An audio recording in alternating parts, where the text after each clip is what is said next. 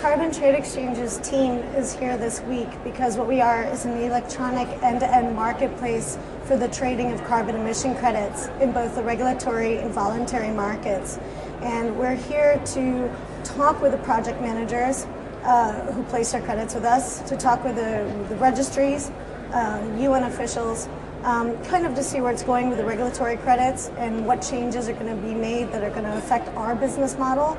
And also just to kind of promote awareness about what we are and taking the market from an over-the-counter, prolonged, inefficient trade mechanism it currently operates under and into an electronic trading platform that's highly efficient.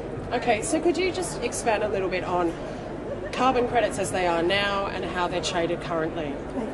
Carbon credits now are an initiative that's UN-born, which was a way in order to be able to commoditize the investment needed by project managers and NGOs that do environmentally green, sound projects throughout the entire world.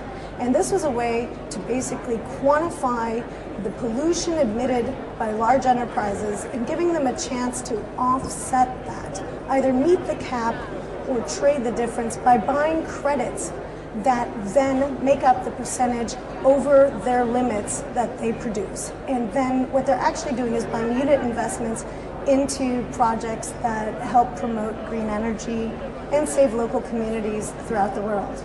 Okay, so with all of these kinds of projects, there are challenges, and I wanted to hear about what particular issues are facing your market sector at the moment and how action at COP15 could maybe help mediate some of those challenges. To the value of the carbon credits is vital that legislation comes into place that gives the market economy, the commodity market, confidence, the large investment banks, the tier ones, the brokerages, kind of confidence in it as a tradable commodity itself for the longer term.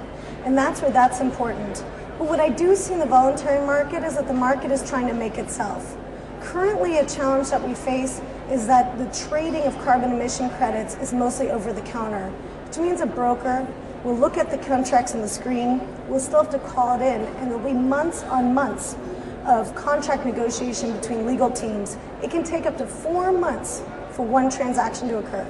So what we're attempting to do is create an electronic marketplace that will carry all the voluntary credit types, all the regulatory credit types, and that a transaction will be instantaneous. Everyone signs a unified trade contract, so there's unification, openness, transparency, and to really guarantee liquidity going forward. The question is liquidity of the transaction of this commodity is the efficiency we're trying to promote, and that will guarantee the liquidity going forward that it needs to succeed.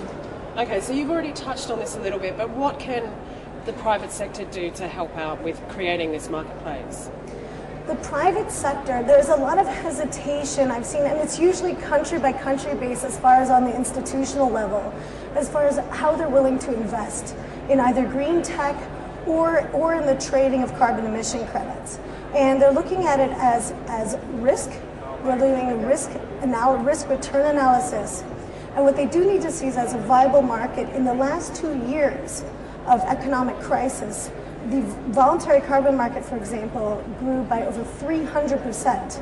It is very robust, it is growing, it is an early stage, but its trend lines are absolutely impressive, and that is a way to go forward and is a way for large institutional investors to tap into the carbon market and help the world environmentally while making a sizable profit for themselves and their trading desks. Okay, and finally I just wanted to ask you, this is a little bit more of a personal question, but I know that Carbon Trade Exchange are a global company, and I wanted to know from your perspective and a company perspective, what's your impression of COP15? COP15's been amazing for us. It's been, I see our company as a little bit of a microcosm of everything I'm seeing here, because we are based in London and Australia.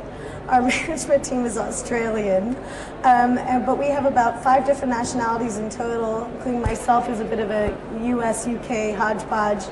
And just to see all the countries represented here, to see all the sides, all people, I was incredibly, probably mostly touched by Tuvalu, and by their protest and by their immediate needs, and realizing that, my God, running an electronic trading platform for efficient trading carbon emission credits actually has a tap-on, knock-on effect that could potentially help with the human face of what I'm experiencing here, kind of personalized our business model. It made it emotional for us when we were here.